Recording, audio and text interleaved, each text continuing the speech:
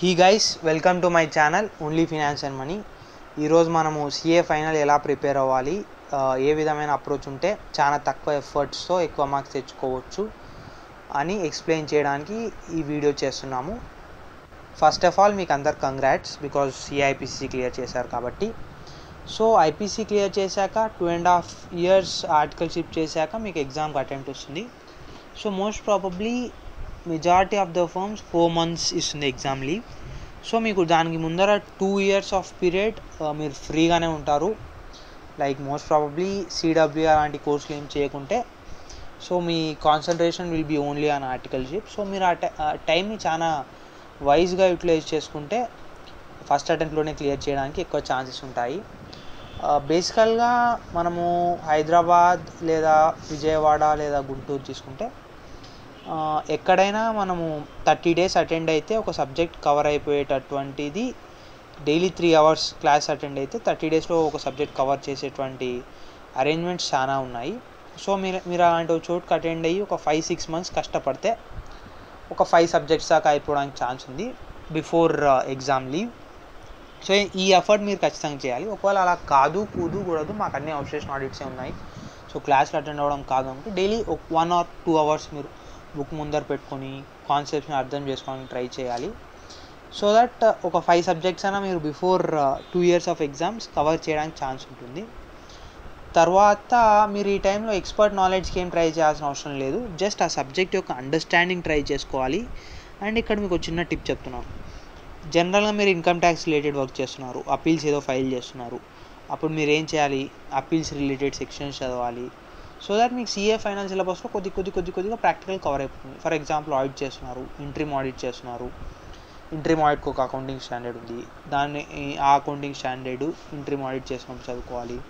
Next revenue చేస్తున్నప్పుడు ES9 చదువుకోవాలి. So that మీకు సిలబస్ సైమల్టేనియస్గా విత్ ప్రాక్టికల్ ఎక్స్పోజర్ కవర్ అవుతూ ఉంటుంది. ఇది మీకు చాలా హెల్ప్ చేస్తుంది. నెక్స్ట్ ఇప్పుడు సిఏ ఫైనల్లో సబ్జెక్ట్స్ క్లాసిఫికేషన్ వచ్చేసి 2 types as usual. Problematic theory, problematic వచ్చేసి financial reporting, strategic financial management, advance management accounting. Theory వచ్చేసి corporate and allied laws, information systems, control audit and advanced auditing and professional ethics. Direct tax, indirect ట్యాక్స్లో 2 theory ఉంటుంది, problematic ఉంటుంది. Direct tax, indirect tax విషయానికి వచ్చారు ఒక చిన్న tip. జనరల్గా మనకి 16 marks latest amendment from budget నుంచి ఇస్తాడు, ఇంకొక 16 marks మనకి కేస్ లాస్ అని ఐసీఐ వాడు ఒక బుక్ రిలీజ్ చేస్తాడు, దాని నుంచి ఇస్తాడు. సో అవి 2 చదువుకుంటే మీకు ఎక్కువ మార్క్స్, బేసికల్గా చెప్పాలంటే కొద్దిగా కష్టపడితే ఎగ్జామ్షన్ కొట్టడానికి చాలా ఈజీగా ఉండే సబ్జెక్ట్ అదొకటి. ఇన్ఫర్మేషన్ సిస్టమ్స్, కంట్రోల్ ఆడిట్ అనే సబ్జెక్ట్ కాడికి వచ్చేసరికి మీరు ఖచ్చితంగా ప్రాక్టీస్ మాన్యువల్ని బైబిల్ లెక్క పాటించాలి. రోజు ఒక క్వశ్చన్ చదవాలి రాయాలి. సో దట్ ఇట్ విల్ కొద్దిగా ఈజీ అవుతుంది. ఎగ్జామ్ టైం వచ్చేసరికి ఆ సబ్జెక్ట్ పైన కాన్ఫిడెన్స్ వస్తుంది. నెక్స్ట్ ఇప్పుడు ప్రాబ్లమాటిక్ సబ్జెక్ట్స్ ఎలా ప్రిపేర్ అవ్వాలో చూద్దాం. బేసికల్గా మీరు ఒక ప్రాబ్లమాటిక్ సబ్జెక్ట్కి టాపిక్స్ ఐడెంటిఫై చేయాలి, దాని రిలేటెడ్ వెయిటేజ్ ఐడెంటిఫై చేయాలి. హైయెస్ట్ వెయిటేజ్ ఉన్న టాపిక్స్ ఫస్ట్ కవర్ చేసుకుంటూ పోవాలి. సో దట్ తక్కువ వెయిటేజ్ ఉన్నట్టు లాస్ట్లో కొద్దిగా ఫాస్ట్ కవరప్ చేసుకోవచ్చు. తర్వాత ప్రతి చాప్టర్ చేస్తున్నప్పుడు మీకు ఫర్ ఎగ్జాంపుల్ 30 sums వచ్చాయనుకోండి, సో మీరు దాంట్లో మేబీ 4 to 5 sums ఐడెంటిఫై చేసి ఆ 4 to 5 sums చేస్తే మీకు ఆ మొత్తం చాప్టర్ పైన కంప్లీట్ గ్రిప్ వచ్చేటట్టు చేసుకోవాలి. బికాస్ కాన్సెప్ట్ క్లారిటీ అనేది చాలా ఇంపార్టెంట్. మీకు ఈరోజు విషయం చెప్తున్నాను, మీరు 100 sums ప్రాక్టీస్ చేసి మీకు ఎగ్జామ్లో 101 type ఆఫ్ సమ్ వస్తుంది. So it's always important to be knowing with the topic, to be in touch with the topic. ఈ విధంగా చేయడం కారణంగా మీకు సబ్జెక్ట్ పైన మంచి అండర్స్టాండింగ్ వస్తుంది. తర్వాత మీరు ఒక ఎగ్జామ్ లీవ్ 4 months అంటే 2.5 monthsలో అన్ని సబ్జెక్ట్స్ కవరప్ ఇచ్చేసుకోవాలి. తర్వాత కనీసం ఒక 3 to 5 mock tests రాయాలి. లైక్ ఫర్ ఎగ్జాంపుల్ డైలీ ఒక ఎగ్జామ్ లెక్క రాసుకుంటూ పోవాలి. సో దట్ ఎగ్జామ్స్ రాయడం వల్ల ఫస్ట్ మనకు వచ్చేందంటే టైం మేనేజ్మెంట్. ఒక మార్క్ మనం 1.8 minutesలో అటెంప్ట్ చేయాలి, అది చాలా కీ. తర్వాత ఇంకా లాస్ట్ టిప్ వచ్చేసి ప్రాబ్లమాటిక్ రిలేటెడ్గా థియరీని ఇగ్నోర్ చేయకండి. థియరీ నుంచి ఈజీగా 16 marks వస్తుంది. సో థియరీ క్వశ్చన్స్ బేసికల్గా ప్రాక్టీస్ మాన్యువల్ నుంచి స్ట్రైట్గా లిఫ్ట్ చేస్తాడు.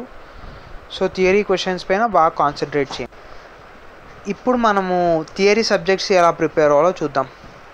చాలాసార్లు థియరీ సబ్జెక్ట్స్ చదువుతున్నప్పుడు చాలామందికి నిద్ర వస్తుంది, ఇదేంద్రా బాబు చదవబుద్దే కావట్లేదు, ఏం సబ్జెక్టు ఏందో అనే ఫీలింగ్ వస్తుంది. సో మీరు అలాంటి ఫీలింగ్స్ అవాయిడ్ చేసుకోవాలి. ఒక చాప్టర్ ఉంది, దాని ఫస్ట్ రీడింగ్ వచ్చేసి ఒక 20 to 30 minutes, 30 pages ఉన్న టాపిక్ని ఒక 20 to 30 minutes ఫాస్ట్గా పై చదువుకుంటూ పోవాలి. సో దట్ మీకు ఆ టాపిక్ పైన ఐడియా వస్తుంది. తర్వాత సెకండ్ రీడింగ్ వచ్చేసి మీరు ఆ కీవర్డ్స్ని ఐడెంటిఫై చేసుకుంటూ పోవాలి. తర్వాత ఆ కీవర్డ్స్ని గ్లాన్స్ చేస్తే మీకు ఆ టాపిక్ మొత్తం గుర్తొచ్చే రేంజ్లో మీరు ఆ కీవర్డ్స్ని ఐడెంటిఫై చేసుకోవాలి. ఇది చాలా ఇంపార్టెంట్. కీవర్డ్స్ని మీరు హైలైటర్తో కావాలంటే హైలైటర్తో అండర్లైన్ చేసుకోవచ్చు, పెన్తో కావాలంటే పెన్తో అండర్లైన్ చేసుకోవచ్చు. థియరీ సబ్జెక్ట్స్ కూడా మనము 3 to 5 ఎగ్జామ్స్ రాయాల్సిందే. ఎందుకంటే ఇక్కడ మనం చాలా తప్పులు చేస్తుంటాం. ఒకసారి మనం ఏదో రాయాలనుకుంటాం కానీ ఇంకేదో రాస్తాం ఆడ థియరీ వచ్చేసరికి. ఎందుకంటే తెలుగు మదర్ టంగ్, ఇంగ్లీష్ వేరే language, so brain out think చేస్తుంది కానీ అది ఇంగ్లీష్లో రాసేసరికి ఇంకేదో అయిపోతుంది. సో అది చాలా కీ. ప్రజెంటేషన్ ఇష్యూస్, ఒక ప్రాక్టికల్ బేస్డ్ క్వశ్చన్ ఇచ్చాడు, అప్పుడు మీరు facts of the case, relevant section, relevant provision, analysis of the case, conclusion అనే విధంగా రాయాలి. సో ప్రజెంటేషన్ చాలా కీ. నెక్స్ట్ ఒక్కోసారి ఐడియా ఉన్న ఆన్సర్స్ రాయడం కష్టం అయిపోతుంది, ఎస్పెషల్లీ ఇస్కా లాంటి సబ్జెక్ట్. సో మీరు ప్రతి ఆన్సర్ రెగ్యులర్గా ప్రాక్టీస్ చేస్తూనే ఉండాలి. అండ్ మీరు సక్సీడ్ కావాలంటే ఒకటే మార్గము, చదవండి, బాగా ప్రాక్టీస్ చేయండి. Happy reading. మీకు కానీ మా ఛానల్